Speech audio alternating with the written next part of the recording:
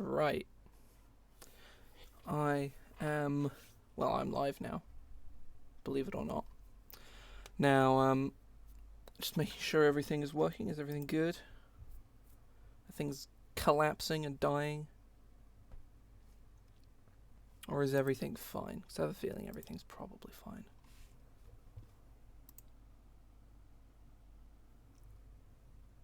Nice, nice.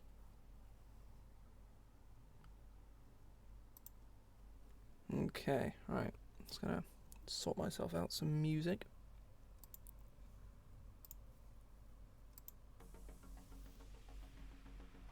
I need to turn this up again, don't I? There we go.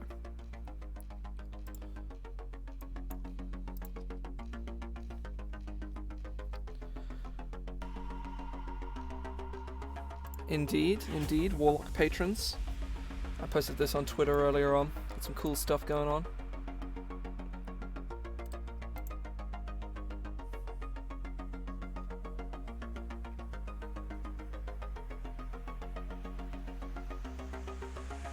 Oh, I just opened up Twitter. Tasha's Cauldron of Everything is a thing. Interesting, interesting.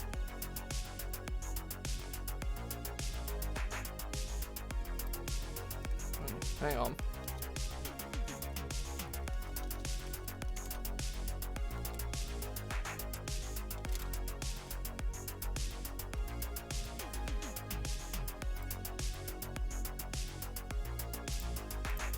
We may have a new source book that has literally just been unveiled in the last 5 seconds.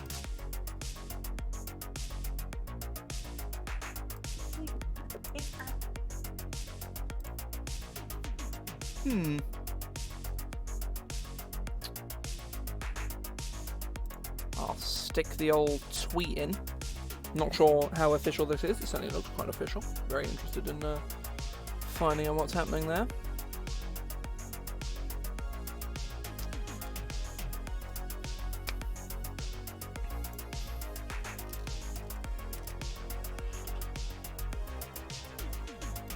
Okay. Very interesting.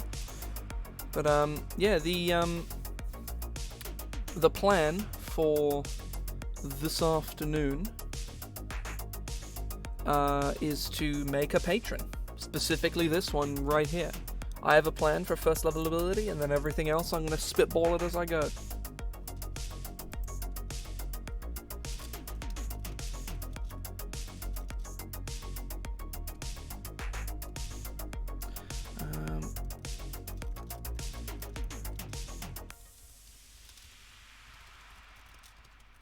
One second.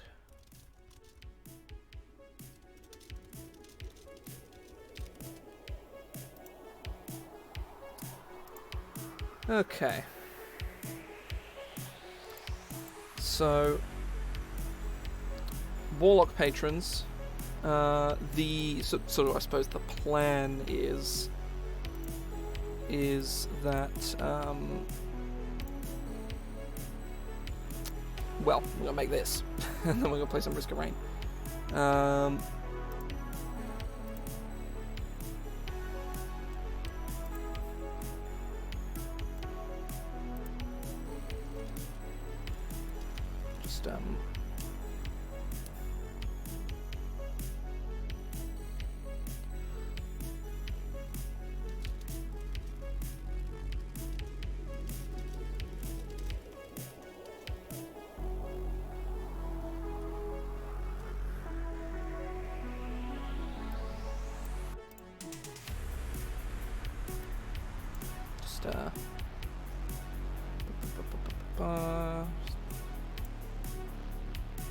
Posting the stream around a little bit.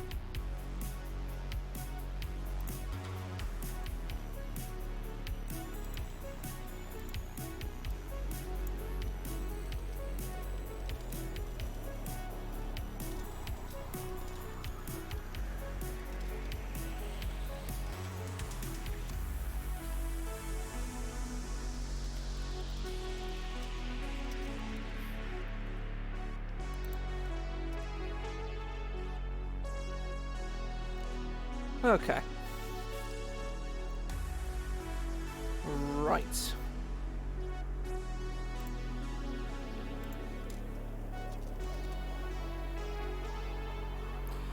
So, the plan for today, Warlock Patron, Risk of Rain.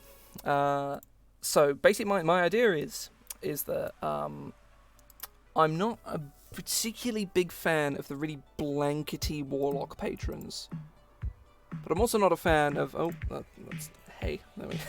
I'm also not a fan of the hyper-specific ones either. And a lot of them, like the Fiend, I find is far too general, because there are 3 different sorts of Fiends, for starters. Not to mention that the Fiend is very much geared towards devils, which makes sense, given that that's, demons don't really make deals with people, they just rip people's spines out of their backs. But, Yugoloths, demons, regular, like, untagged fiends, like Rakshasas and Succubi, that kind of thing, I feel like I could fit more, and this is very much sort of a branch off of that, is the Spirit of Hate. My main sort of point of inspiration, I think, is Orthax from Critical Role, the first campaign. That's not much of a spoiler, because it is, in, like, the first episode, the character introduction to Percy reveals what Orthax is, and I'm pretty sure it reveals his name as well. I'll put a link to Orthax in here, but he is a demon that makes pacts of vengeance, and stuff like that, I think is really cool. So here we go, here's Orthax. For anyone who is unawares of his nature, I suppose.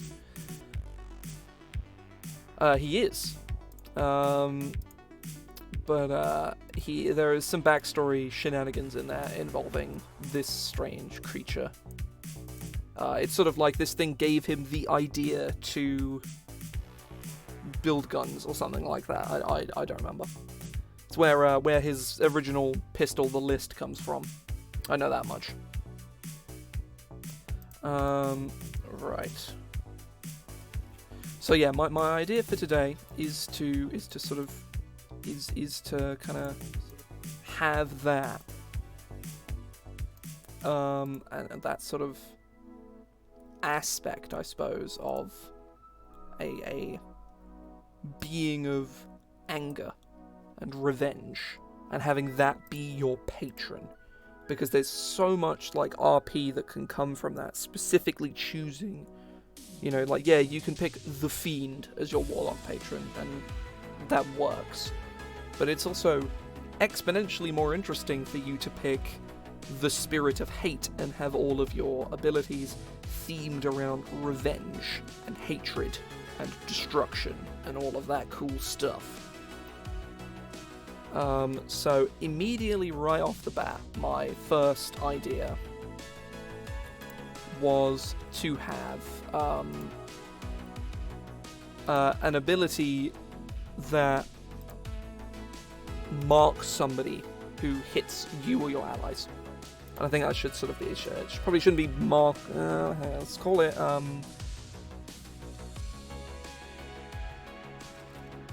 Vengeful Gaze. We'll go with something like that. We may change it. Whenever a creature that you can, let's say within 60 feet of you that you can see, deals damage to an allied creature that you can see or hear, you may mark the attacker with the Hateful Gaze of your patron. The next time you deal damage to that creature before the end of your next turn,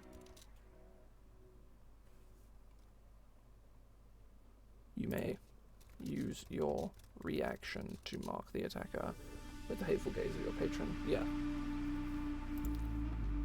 The next time you deal damage to that creature before the end of your next turn, it suffers damage.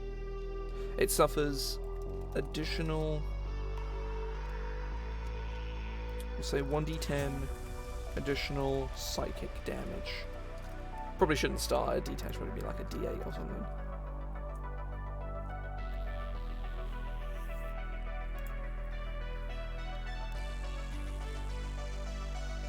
And then we go, you may use this feature a number of times equal to your charisma modifier, regaining all expended uses whenever you complete a long rest. There we go. That's the kind of thing I would sort of be going for.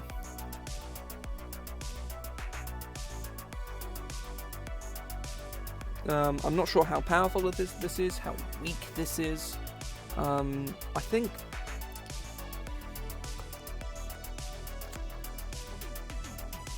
at low levels, this is probably very, very good. But it is a reaction, so maybe it isn't all that good.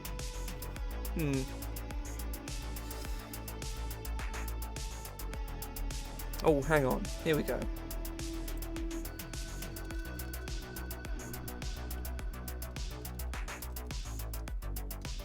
Each time you deal damage to a marked creature,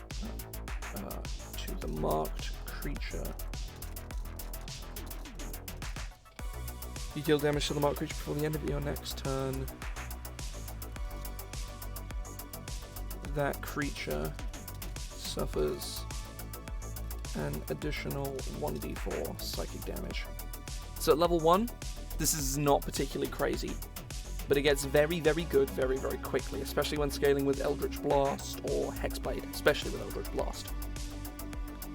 Because you can hit them, the amount of Eldritch Blast you can do scales crazy high.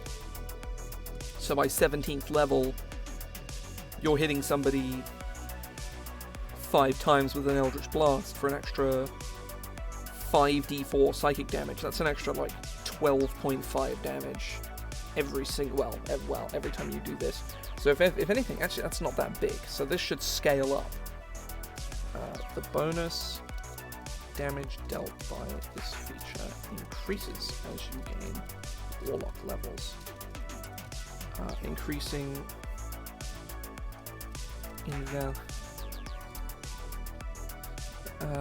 value at 6th, 1d6, 10th, 1d8, and 14th. I'm not sure how crazy this is. We'll come back to this later, but this is a very neat way of doing scaling. This may be absolutely disgusting, but we're going to work that out later on. We'll come back to this. I think our sort of primary next step should probably be expanded spells. Now, I've never done expanded spells because the way I run Warlock in my home game is that they just get free spells.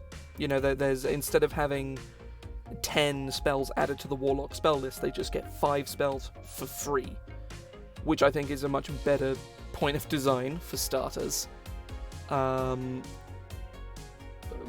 Because I think Warlocks do not get enough options in terms of spells. But we can't do that, because expanded spells are the way the base game works, and that's okay, as much as I don't like it. There's a lot of things in the base game I'm not a fan of, but I shall not be an edgy boy here and complain about them. So I'm going to grab myself a list of all the spells. Namely spells that Warlocks do not get.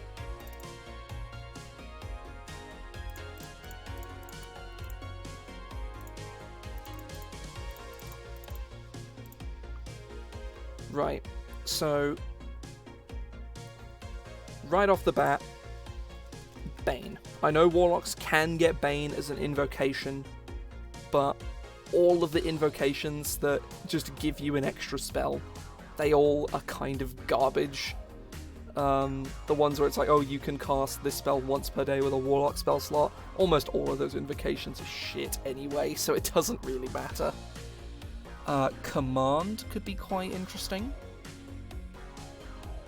I could also look at some of my own spells or some of my own products, but I don't want to be too cheesy, you know.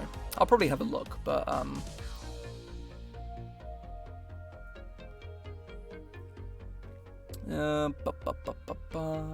I forgot Jim's magic missile was like an actual thing now.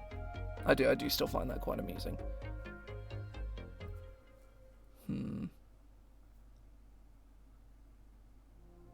Wrathful Smite, but there's no guarantee that they're going to be using weapons, and Wrathful Smite is only on...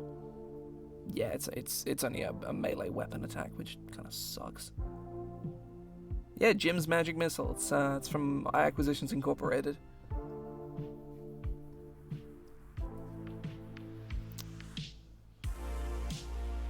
I think we'll go with Command for now, because that's probably the safest bet. And we will move on to second level and see what there is. Blindness, Deafness, maybe.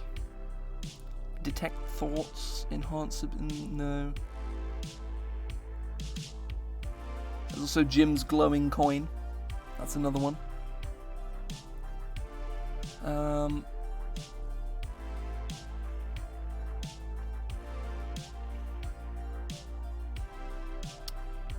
Huh.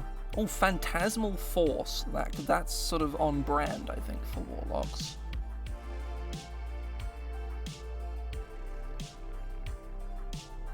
Yeah, let's go with Phantasmal Force as one of them.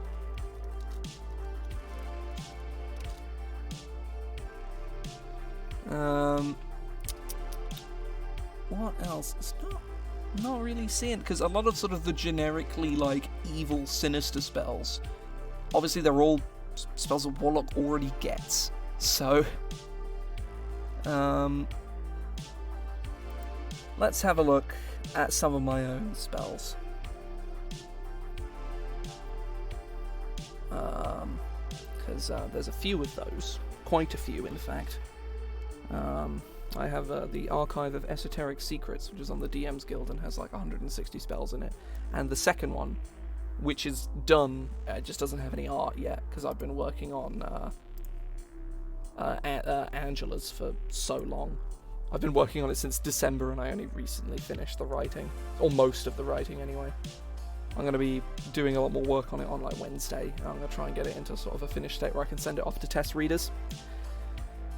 I'm considering splashing for a proper editor, but I don't have a lot of trust in people I don't know, so there's a good chance I probably won't, and I will edit it myself.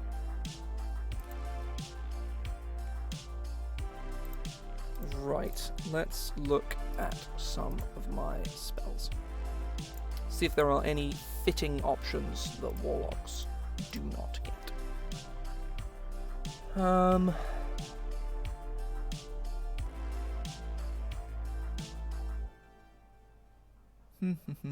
Corrin's Fist could be good.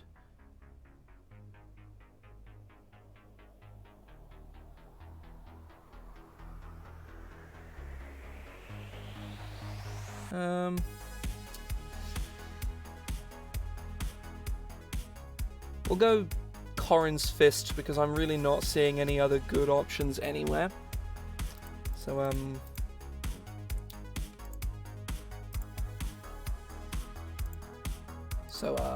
Corrin's Fist, and I will, it's in the first Archive of Esoteric Secrets. That will also be Corrin like that. And also, the alphabet is a thing. Oh!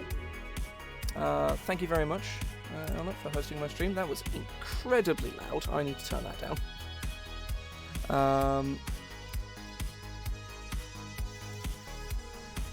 Hope that wasn't too loud for anybody else. But yes, Corrin's Fist. I will get up Corrin's Fist here. I mean, I don't know. As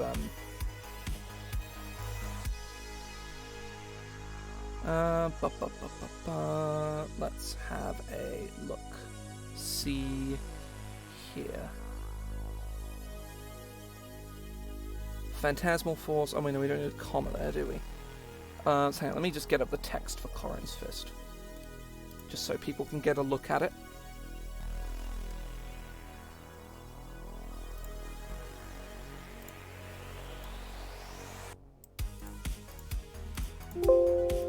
Oh, sorry about that.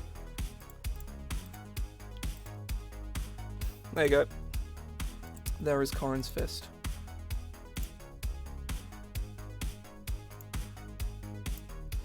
Give that a read.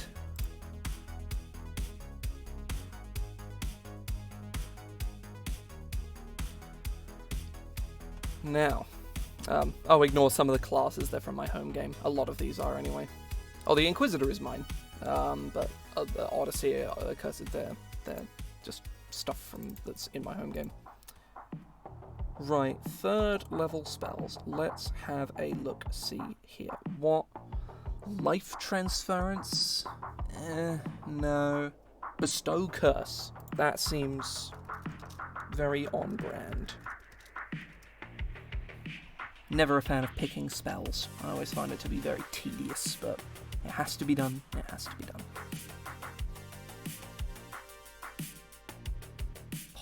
Pulse Wave from Explorer's Guide to Wildmount. That is a crazy good spell. Like, if you have not got Explorer's Guide to Wildmount, you should just be able to Google Pulse Wave, to be fair. Like, it'll probably come up. It's a fucking good spell. Like, holy shit. I believe it may be Dunamancy. Yeah, it is for Chronergy Wizards and Graviturgy Wizards. But a lot of those Dunamancy spells, you can just ask your GM and say, like, hey, can I use these spells? They're really cool.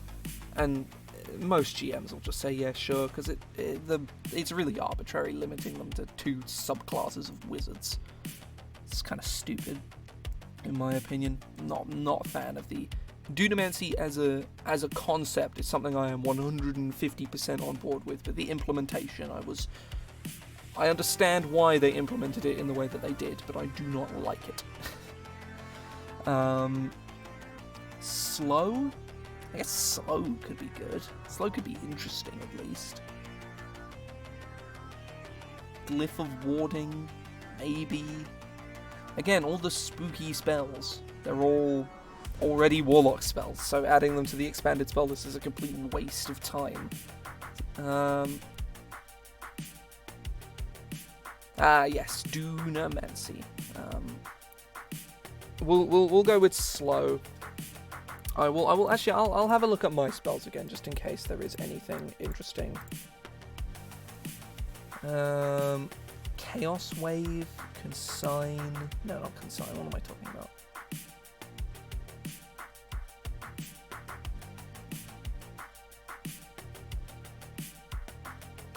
Nah. Again, all the spooky spells, Warlocks already get them, because that's kind of the point. So, 4th level.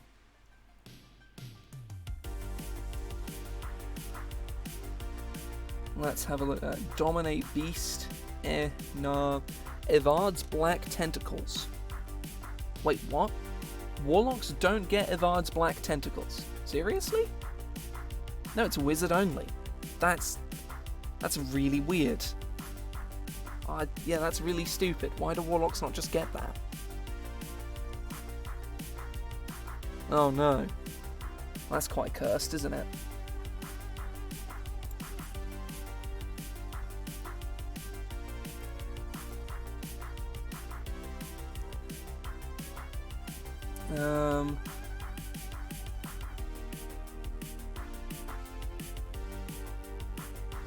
Oh, Phantasmal Killer.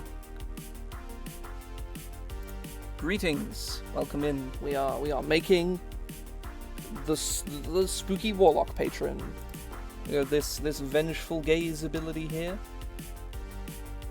And we're adding expanded spells, which are a thing from the base game, which I don't like. But it is how the game is played. And thus we must conform should we release things publicly. It do just be like that sometimes. Yeah, I think we'll go Evard's Black Tentacles and Phantasmal Killer.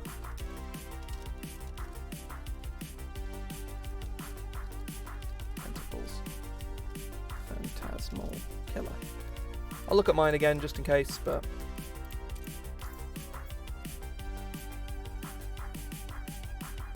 Existence, non-existence. What a meme spell. Hound of Vengeance. That seems on brand. I think we'll stick that one on. If I remember correctly, Hound of Vengeance is kind of a weird jank spell from. We'll go do this instead. Not House of Vengeance. Hound of Vengeance. But yes, for everyone who's just joined, we're going to do this, and I'll play Risk of Rain. I imagine this will probably take me an hour and a half to 2 hours.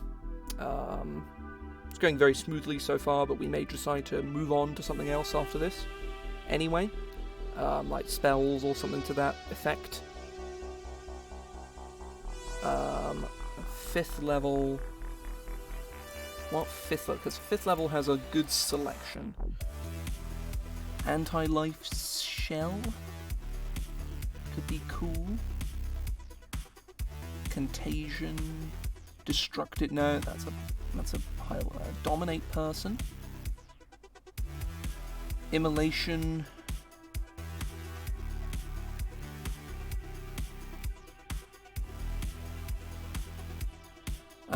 We will go with Anti-Life Shell as the first one. We'll also get Hound of Vengeance so that people can read that too. We'll see if there's a 5th level spell that I have that fits the bill. Cacophony.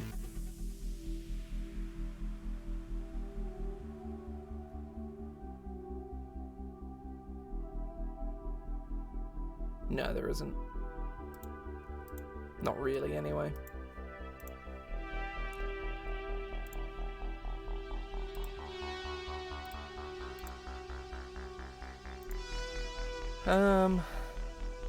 We go Cloud Kill, sure.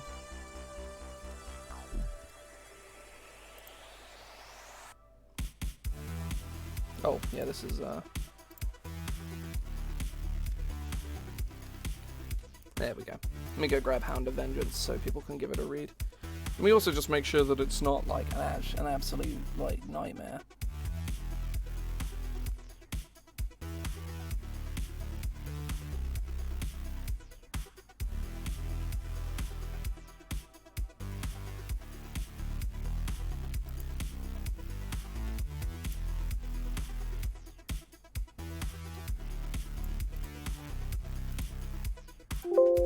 Nope. There's I'm copying from the snipping tool. It's making noises.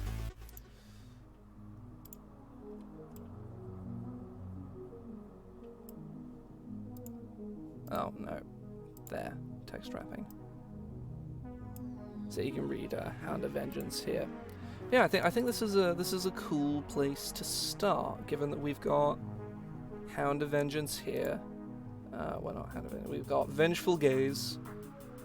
You know, whenever somebody attacks you or your buddy, you can mark them, and whenever you hit them on the next round, you do a bunch of bonus psychic damage. This may prove to be absolutely ridiculous, especially with Eldritch Blast. Let me do a bit of maths real quick.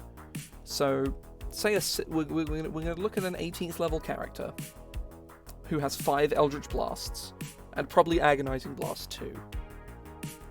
So each Eldritch Blast is a d10 plus 5, because their charisma will be plus 5 by that point, or it should be anyway, otherwise they're building their character very wrong. So 5.5 times 5 plus 25 is 52 points of damage, just standard for a Warlock at 18th level, which is fine. And then we move to, we add Vengeful Gaze, which is add 5d12.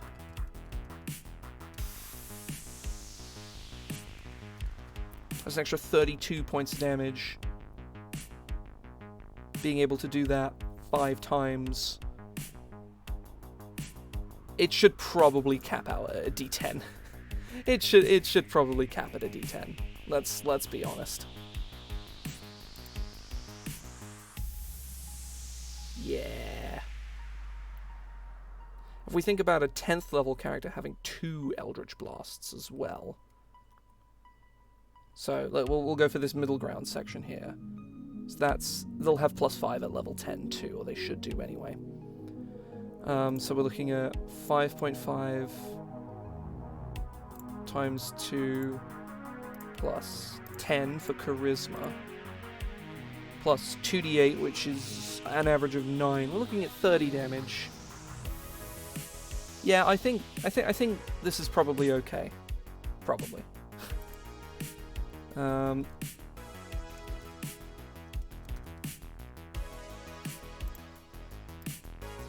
think leaving it like this should be okay, but again, I'm sure the watchful eyes of those from beyond will say if it is otherwise.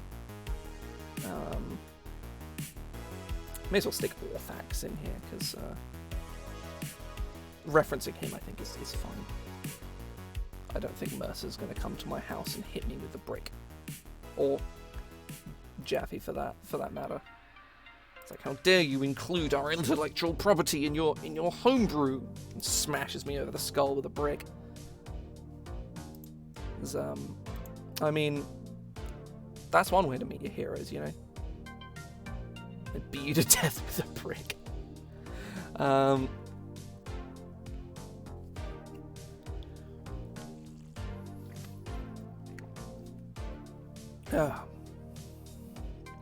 Okay, so now we need to actually come up with some other stuff too.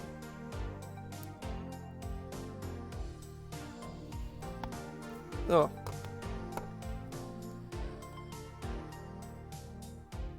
So, 6th level.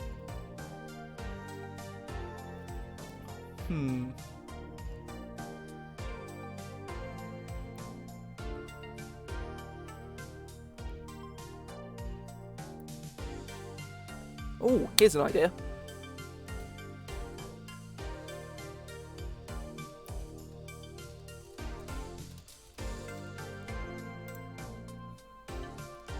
Reflexive hatred. The name pending, you know.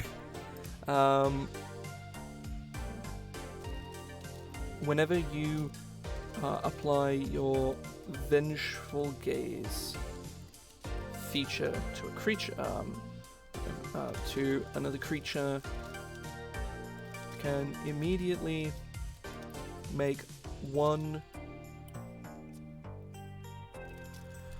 attack or make one weapon attack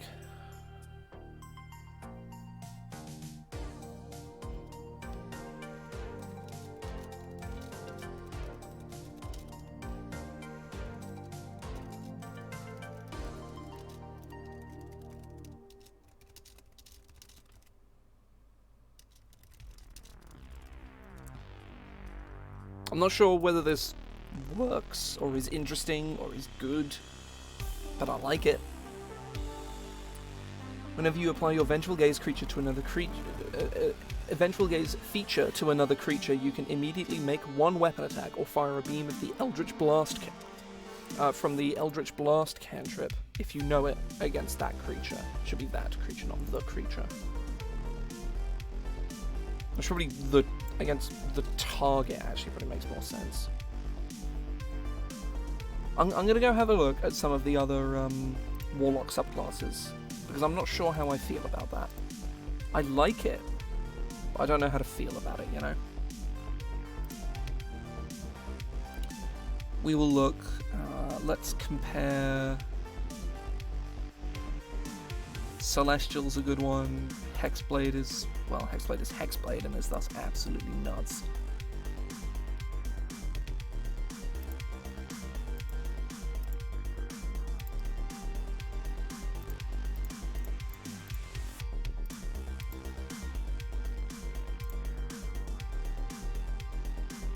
We won't bother looking at the Grey Old one, or the Archfey, because it's pretty bad. So at 6th level,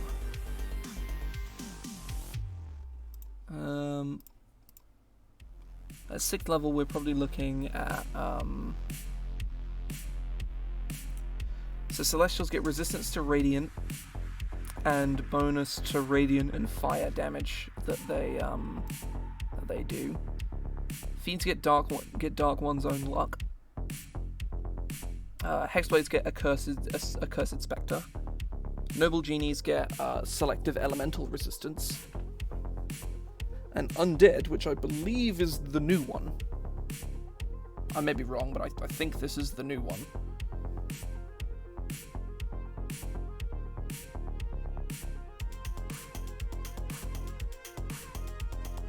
No, it isn't, but it gives you hit points whenever you succeed on a death save, which is pretty fucking crazy, actually. Okay.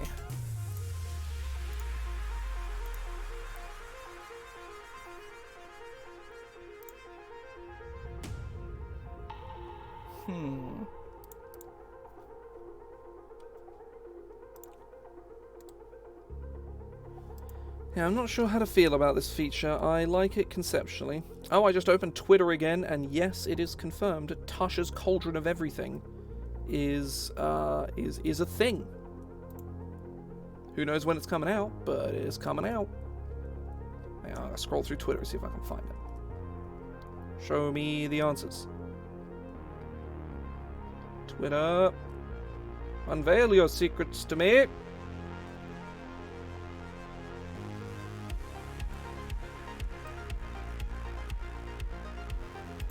It doesn't want to unveil its secrets to me, so alas. If anyone finds anything about the new D&D book, because it certainly looks like Xanathar's 2, which is cool. Yeah, Livy, yeah, I agree.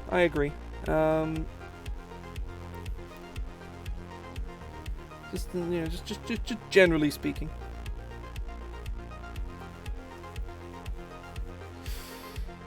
We're gonna sort of box this ability, I think. I don't think it's bad, but I'm not a particularly big fan of it either. We're gonna put it in its own little zone, make it real small, and put it in a box.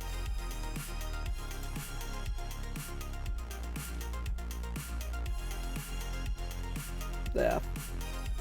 This is where you belong now. Reflexive hatred. We may bring it back, we may not.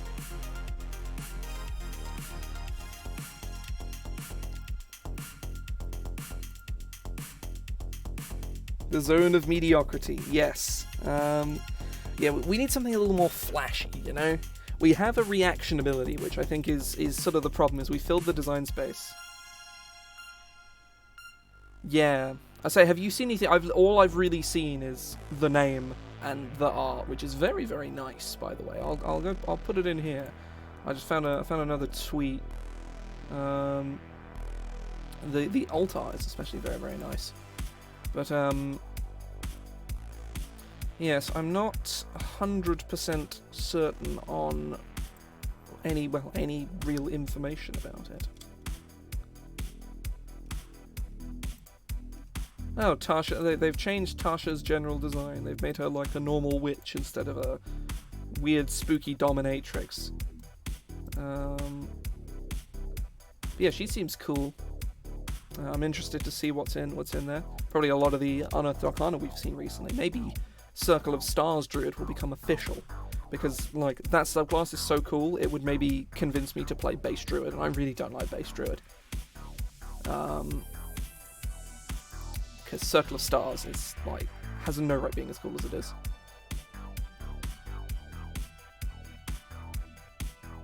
Massive rules options, those will be the raceless character creation, I imagine. Maybe classless character creation, which I really hope they don't do. Because fuck that. But yes, new D&D book sounds very, very interesting. If it's Xanathar's 2, which it's, well, it very obviously is, because that's massive rules options, subclasses, and more, that's Xanathar's. I have my copy of Xanathar's right here, which came damaged and I couldn't send back because it was a Christmas present. It was very disappointing. One of the pages just had a big old tear in it for no reason. Very disappointing. Here is my copy of Xanathar's. I've all of them right now. Oh no, it is right here. Xanathar's is a lot smaller than I remember it being, but it is the best one. It is this book, isn't it? That has the big old fucking tear in it. I honestly don't remember off the top of my head. Oh, here it is, yeah. We had to tape it up. Very sad.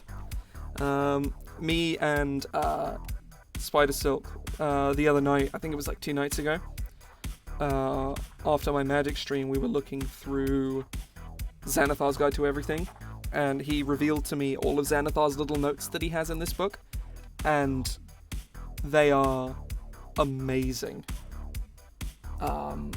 For context, for those who may not know, Xanathar is a big beholder, and he's very crazy, as all beholders tend to be.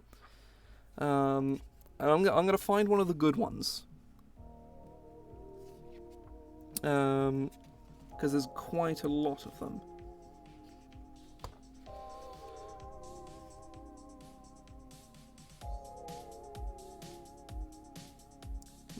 Okay, right. Yes, I remember this one. So this is listed on the page with the Hexblade on page 56, if anyone has the book with them and wants to go find it. So this is a note from Xanathar that reads, Hexblade, what a cool name. Says your sword evil or cursed or something? But you're evil, right? Okay, now I don't like the name. Names aren't cool if they don't make sense. Like mine, the Xanathar. See? It's cool, and it makes sense. I love him. I love him so very much.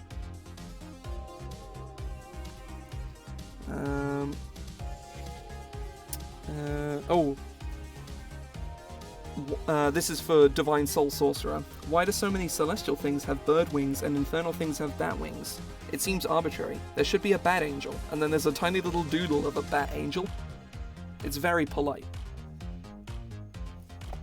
I think whoever wrote these had a very good time writing them, and I've sort of inexplicably done something quite similar for Angela's Deific Dictionary, which I'm all for.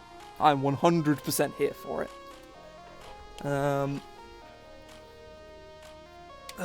Right, let's stretch.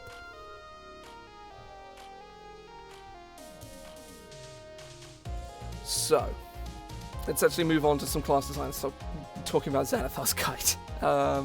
And Tasha's Cauldron of Everything. I think, yeah, Tasha's Cauldron of Everything. Which is kind of a stupid name, but it's fine. I hope so. And I hope it's just as funny.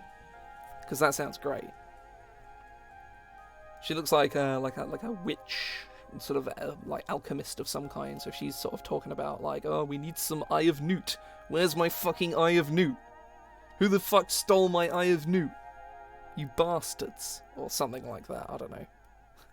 It's just a big note in all caps that says, "Who the fuck stole my Eye of Newt?" It's like a whole page to itself. It's in big bold letters. But that aside, so a 6th level feature, we could maybe make it so that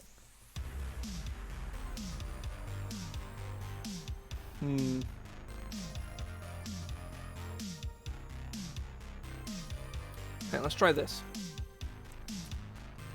Whenever a creature makes a weapon attack, or no, whenever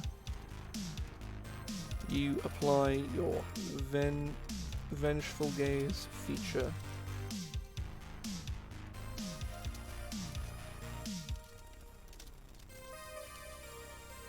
on a Charisma saving throw, on a failure, the target suffers disadvantage on all attack rolls it makes before the end of its next turn. Maybe? Oh, no, it makes for the duration.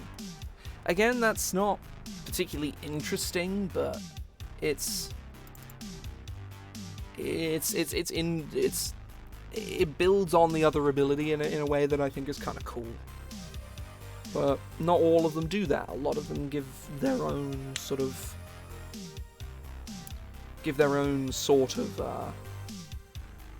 test, I suppose.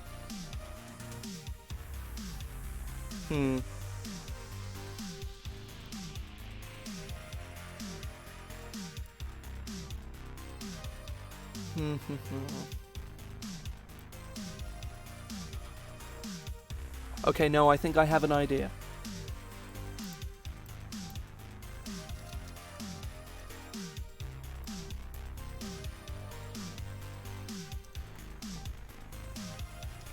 Your very touch can imbue the pure vitriolic rage of your patron. You gain a special...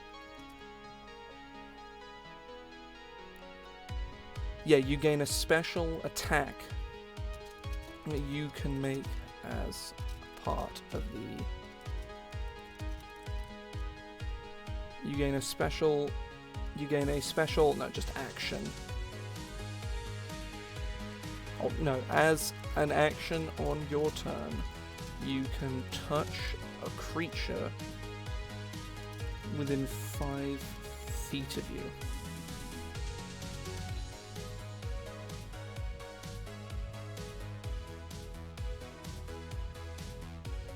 Oh, actually,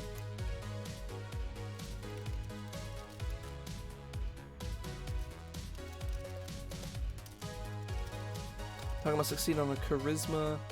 Wait, no, I think I know how to make this ability very interesting and interactive. As an action on your turn, you can make a melee spell attack against a creature within 5 feet of you.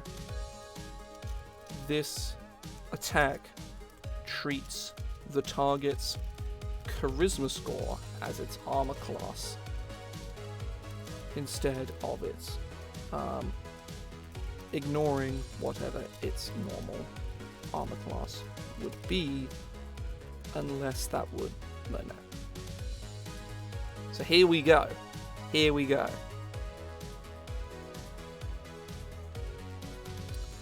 On a hit, the target suffers psychic damage. So this is where this progresses. This action is treated. Oh wait,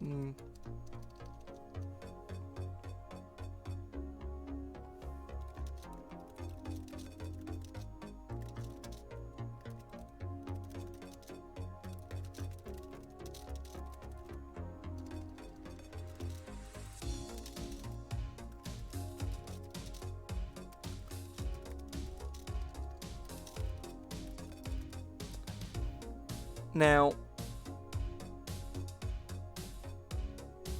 this seems kind of neat. I don't know if it's good, but it seems kind of cool. You walk up to someone. I'm thinking in Shadow of Mordor and Shadow of War, where you dominate orcs by, you grab them by the side of their head and you invade their minds and make their heads explode. It's that. Whether it's good or not, though, is another question. And I think less so that it's good, that it's comparable to Eldritch Blast. Like, if it's worth getting in somebody's face and using Touch of Agony when you could just cast Eldritch Blast instead. Because technically, this is one attack that does 2d12 psychic damage. Eldritch Blast triggers Agonizing Blast at this level twice, whereas this only triggers it once.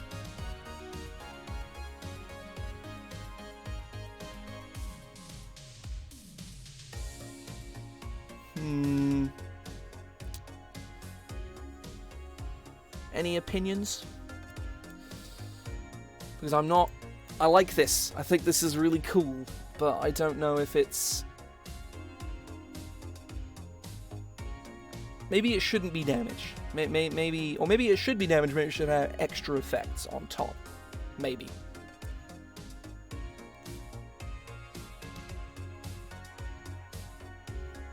I'm unsure. I'm confident in the design space. I think it's very cool. But on its general power level, I'm very unsure.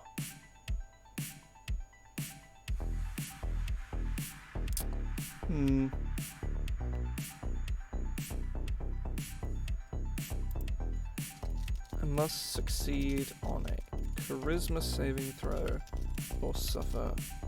Oh no, and suffers disadvantage on the next attack roll or saving throw it makes before the end of its next turn.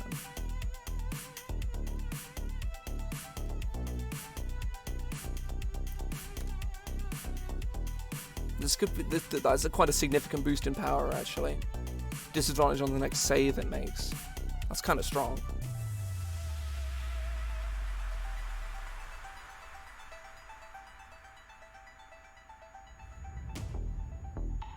Oh, of course, yeah.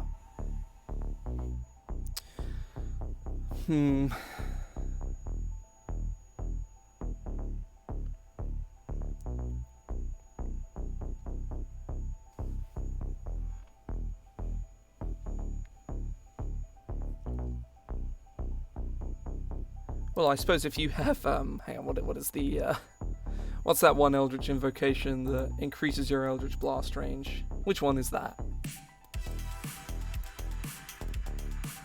Hang on.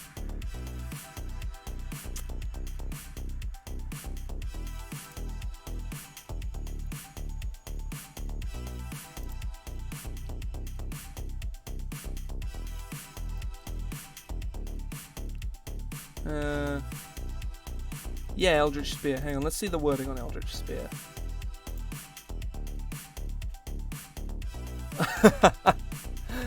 Okay, this gains a range of 300 feet with Eldritch Spear. Maybe not. Maybe not. I think... Let's get rid of this.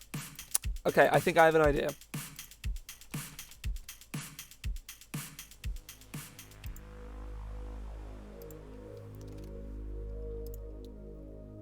$15 feet.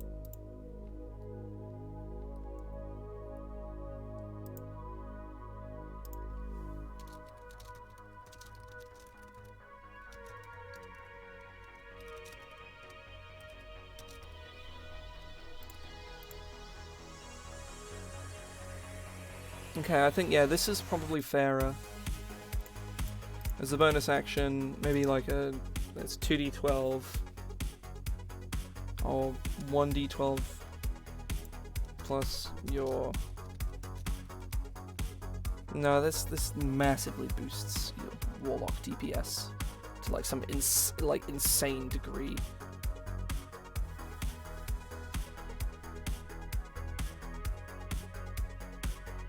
Okay, right.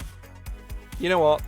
This is the bit of this ability that is the most unique. So we're gonna play around this. I think all of this is fluff. We're trying to we're sort of focusing on the wrong thing, because this is the interesting bit. Whenever you make an attack roll,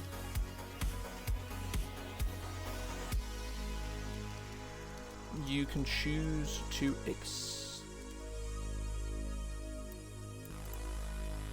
extend the will of your patron. So we're going to get rid of this flavor text. Doesn't work anymore.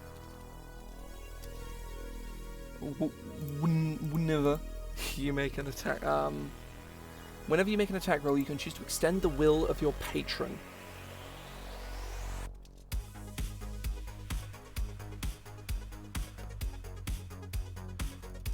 You treat the target's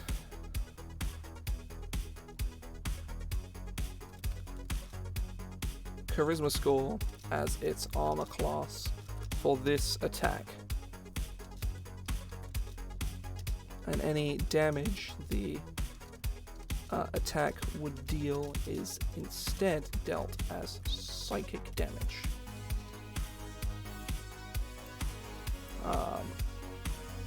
So it'd be Will of Agony.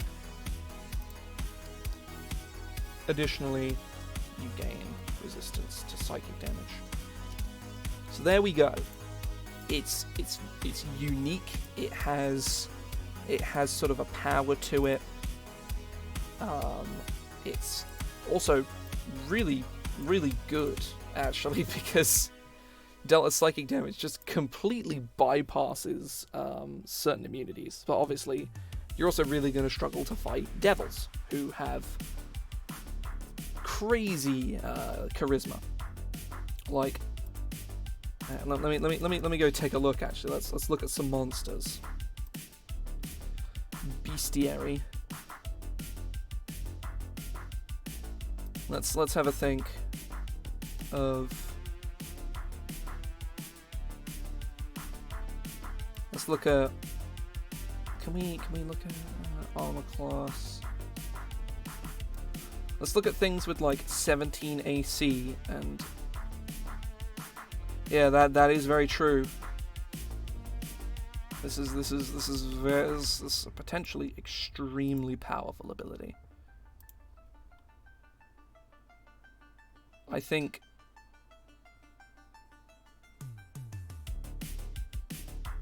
for example, an ancient white dragon has an AC of 20 and a charisma of 14. So basically whenever the fuck you want, you can just be like, yeah, no, you have 14 AC. And that's pretty crazy. That's really crazy, actually. Or, oh no. So the animated armor has an AC of 18 and a charisma of 1. It's, unless you now want it's physically, okay, right. So, this feature has no effect on,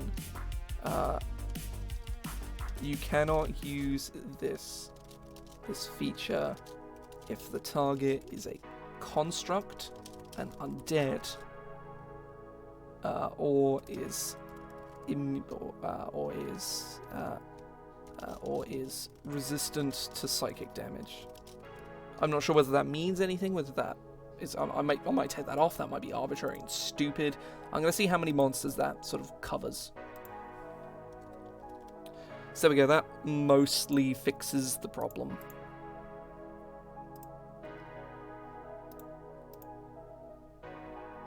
A lot of Eberron monsters resistant to psychic.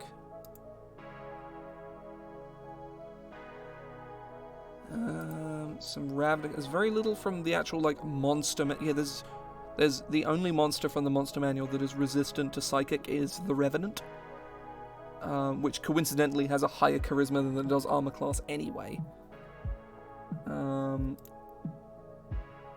Yeah, I think all them. Yeah, this is dumb. If the target is a construct or an undead creature.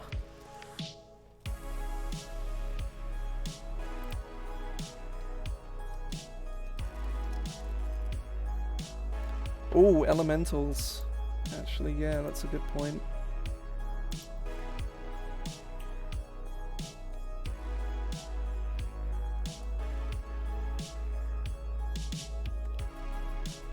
Yeah, elementals. Oh no.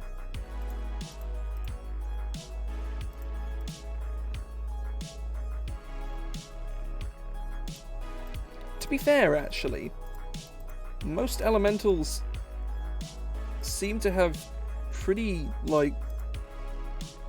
bad AC anyway. Like okay, no, there we go. Yeah, the Aza's 17 AC is reduced to 10.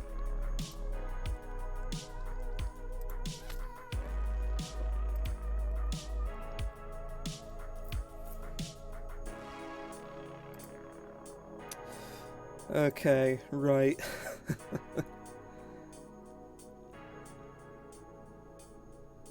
Okay, how about this?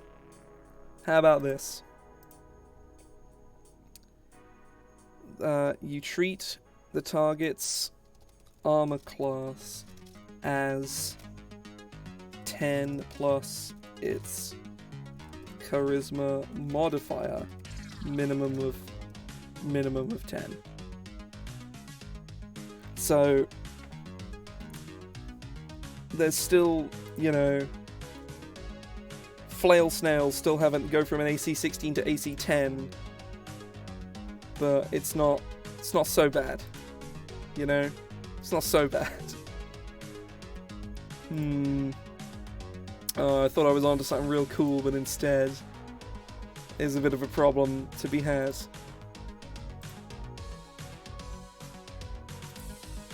What does it do to the really high CR elementals? Because it mostly does not much at all. Yeah, some of them it does literally nothing.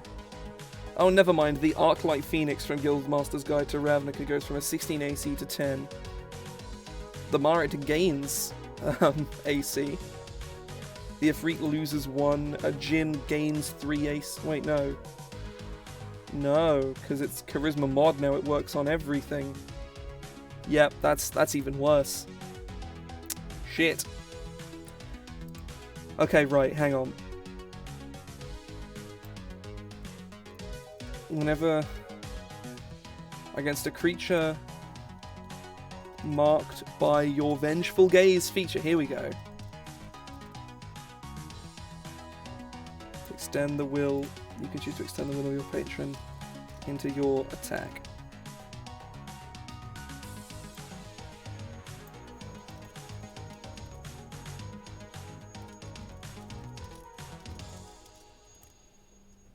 I think this is probably okay, because you have to expend not only your reaction and also a use of this feature to get this benefit. That's probably okay, he says. Yeah, because not only it helps you get more procs on Vengeful Gaze. Yeah, I'd say this probably works here. This is cool. This is cool.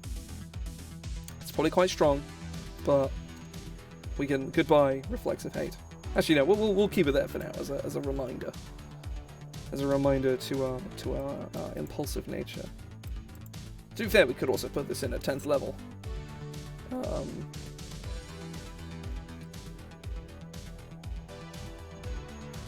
Actually, yeah, we might do that. Actually, that's yeah. Why shouldn't I keep it?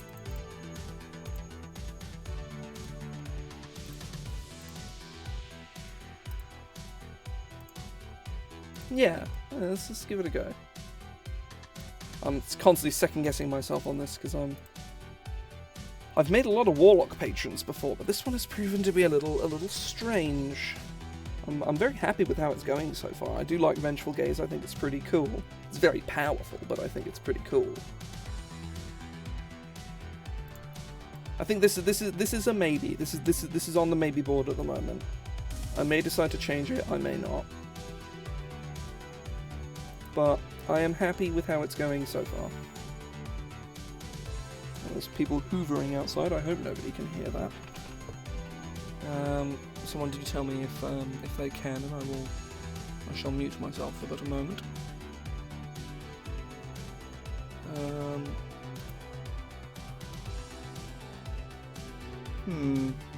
So 14th level features for Warlocks are big special moves, you know.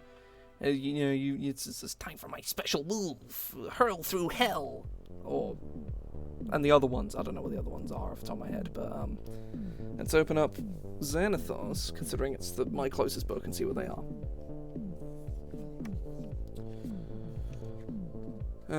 Celestials get Searing Vengeance. When you make a death saving throw at the start of your turn, you can instead spring back to your feet with a burst of radiant energy. You regain hit points equal to half your hit point maximum, and then you stand up if you so choose. Each creature of your choice that is within 30 feet of you takes unavoidable radiant damage equal to 2d8 plus your charisma modifier and is blinded until the end of your current turn. Okay, that's good. Once you use this feature, you can't use it again until you finish a long rest. That's nuts for stars, actually. That's absolutely fucking insane. And Hexblades don't actually get one of those, so they don't fit the theme at all. So never mind. So yeah, it's stuff like that. It is your once a day special attack, your secret technique.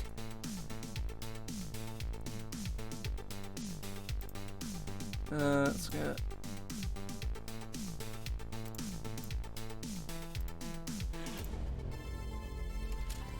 So, Archfey gets Dark Delirium. You can plunge a creature into an illusory realm. As an action, choose a creature you can see within 60 feet of you. It must make a Wisdom save against your Warlock spell save DC. On a failed save, it is charmed or frightened by you, your choice, for 1 minute or until your concentration is broken. If you're concentrating...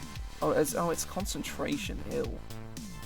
Until the illusion ends, the creature thinks itself lost in a misty realm, the appearance of which you choose. The creature can see and hear only you, itself, you, and the illusion.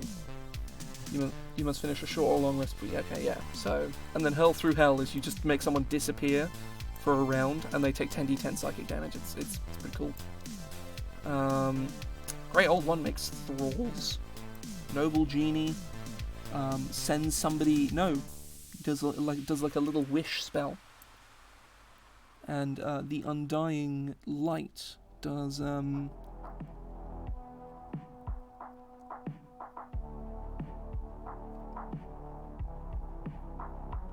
Oh, you get a pool of healing, which they repurposed for Celestial.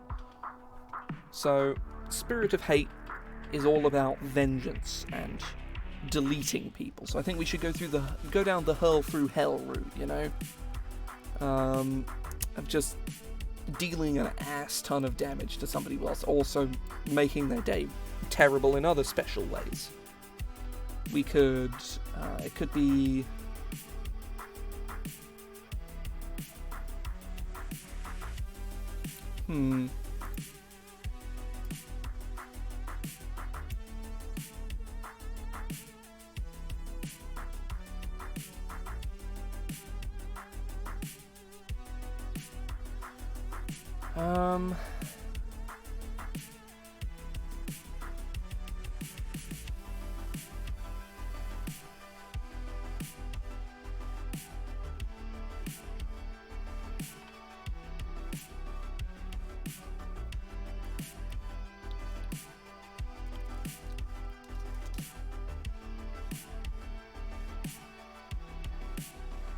So let's call it Revenge for now.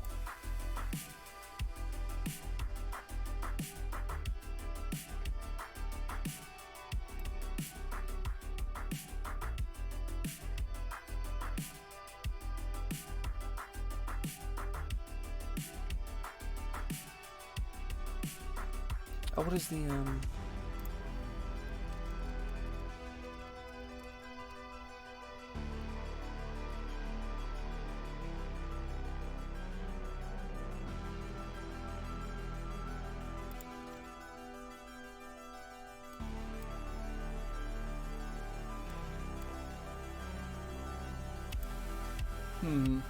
call it just desserts. But that seems kind of silly. Let's look at synonyms of just desserts.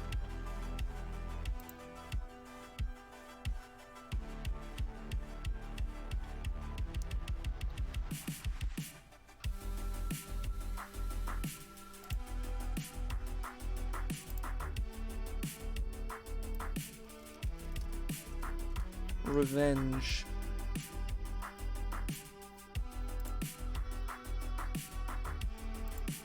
Revenge.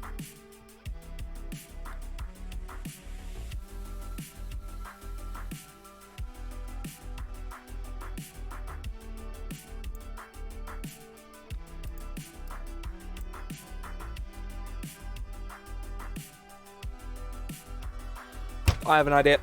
I have I just realised a perfect thing of we give them Cone of Cold because revenge is a dish best served cold.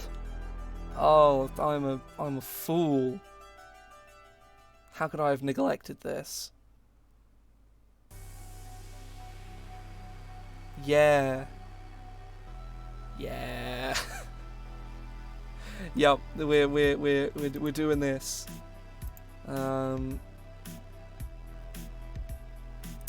Let's give them another ice spell. We can get rid of one of the kind of stupid spells we've got already. And what spell? Yeah, I'll get rid of Cloud Kill. Fuck that. We can probably get rid of Slow for like a 3rd level ice spell, whatever that ends up being. Spells.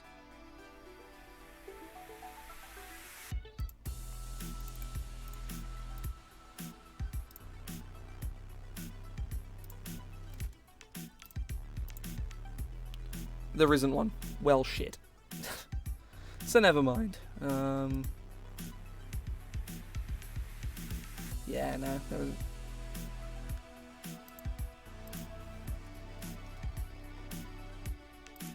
I didn't list Sleet Storm. Well, I suppose it doesn't do cold damage.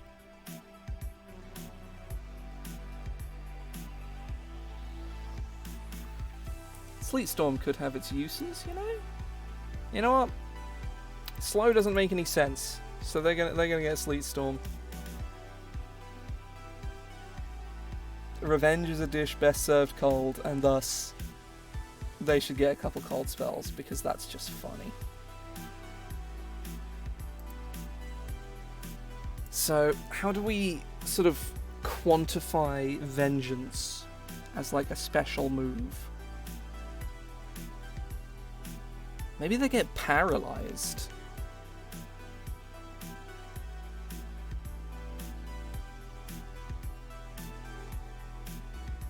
Yeah. Ooh, that's not.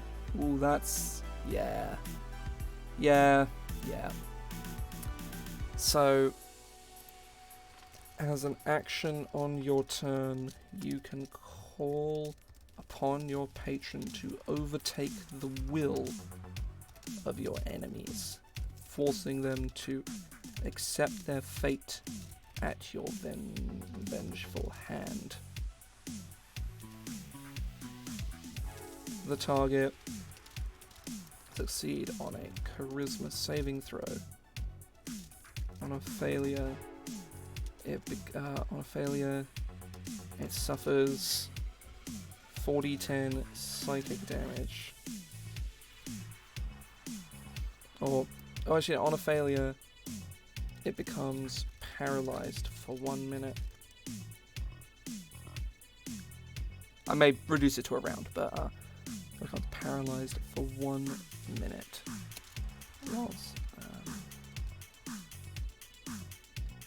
On a failure, it becomes paralyzed until the end of your next turn.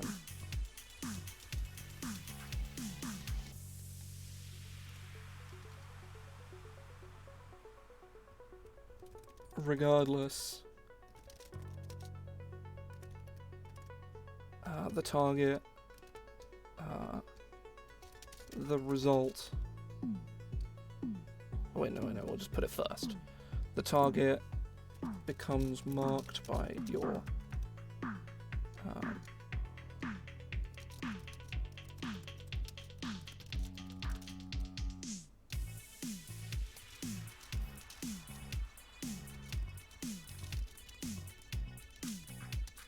and must succeed on a charisma saving throw. Cost you uses of that feature and must succeed on a charisma saving throw. On a failure, it becomes paralyzed till the end of your next turn. So yeah, Vengeful Gaze, 14th level, that's 2d10 on every successful hit against them. On its own, this is not that powerful of an ability, but when you combine it with Vengeful Gaze, it's pretty good. It's pretty good. Especially since, you can immediately blast them with an Eldritch Blast. Yup, yeah, it's pretty good. Yeah.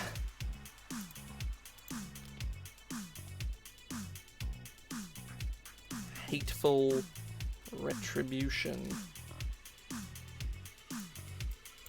I'm not sure how I feel about that name, but...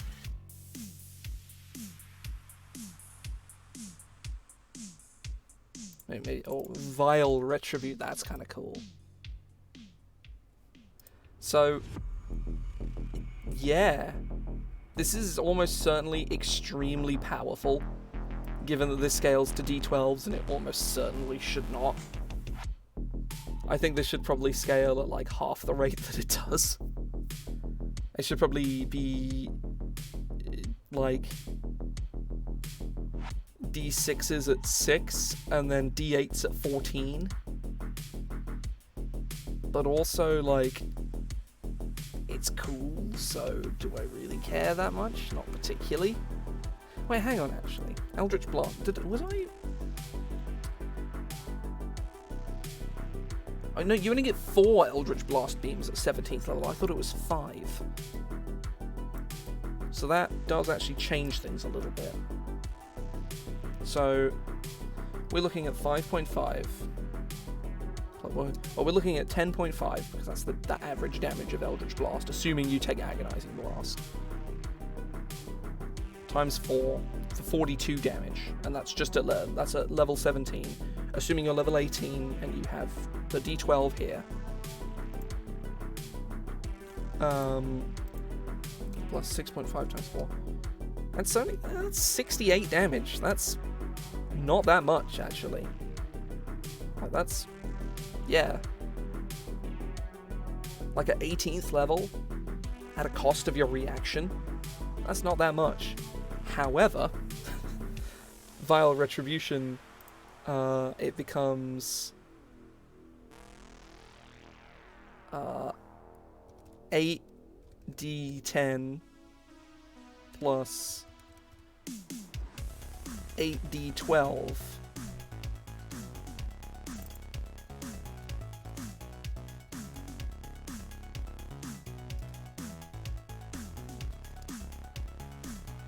plus 20, that's 168 points of damage. Oh no, that's... yeah. Maybe it shouldn't scale up that high. Perhaps.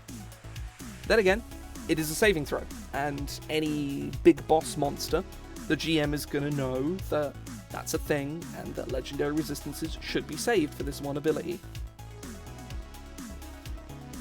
I mean, to be fair, Crossbow Expert Sharpshooter is good with literally everything. There is no instance in which Crossbow Expert Sharpshooter are not good. And there will never be an instance in which that is not the case.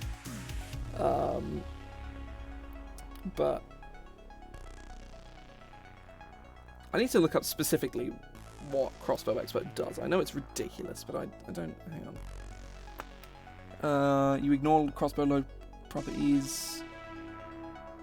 Oh yeah, that's the main thing, is that you get a heavy crossbow for a D10, right? I assume that's the point there.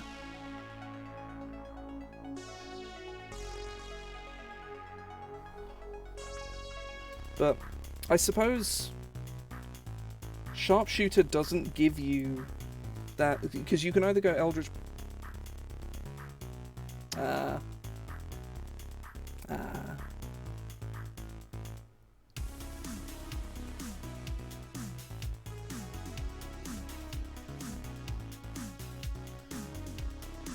I suppose, yeah, but with that you get 3 attacks. Whereas with Eldritch Blast, you get 4. And those 4 attacks do way more. So I think in this instance, Eldritch Blast is sort of the scarier play here, you know?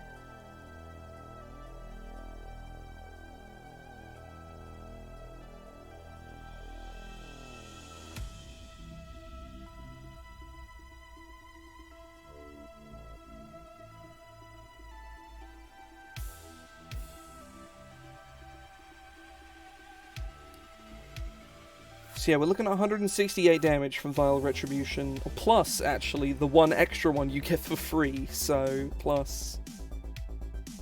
yeah, because then you're almost guaranteed to hit because of using Charisma score. Oh, that is very scary. Yeah, I think there's a lot of power here, and maybe more than there probably should be, so I think the best way to curb that power is down here. I think this is sort of the baseline of a lot of the power. Obviously these 2 here make things, or these 3 sort of expedite that power quite considerably, especially this one, I think, actually, this extra attack. So I think if it becomes a D6 at level 6 and becomes a D8 at level 14, that's probably much fairer.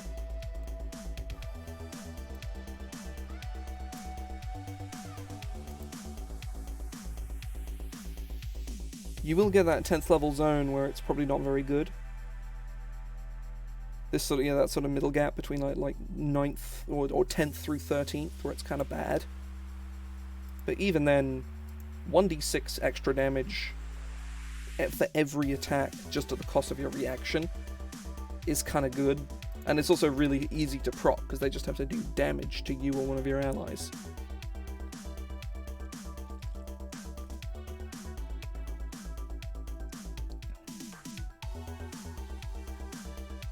Yeah. I think, at least,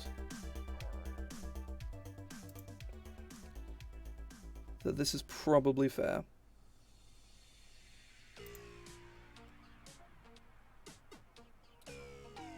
But I am unsure.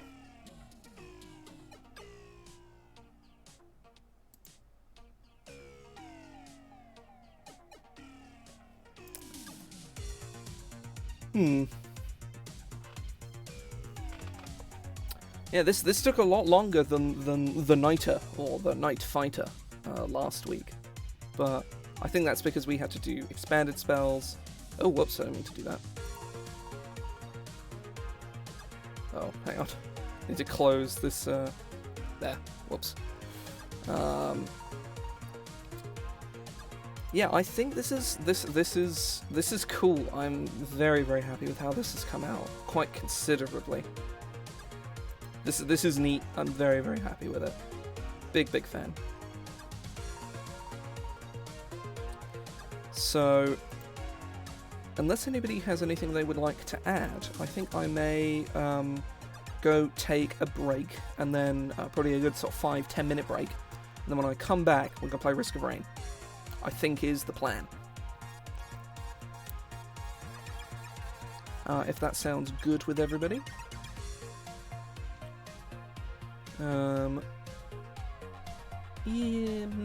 Yes, I think I will go and do that. So yeah, I think mission success. I will post this on Twitter later on. I'll fancy it up, put it on GM Binder, and people can go do what they will with it. At some point, I'm going to package all of these together. I think I might ask Artificial Jealousy to do me a couple little snippety bits of art, and maybe put it up on the DM's Guild at some point. That could be kind of cool. But yeah, I'm going to depart for 10 minutes and set up Risk of Rain and get myself a drink and the sort. I shall return. The rest of you should also, hydrate yourselves and all that. I'll be back in a few minutes.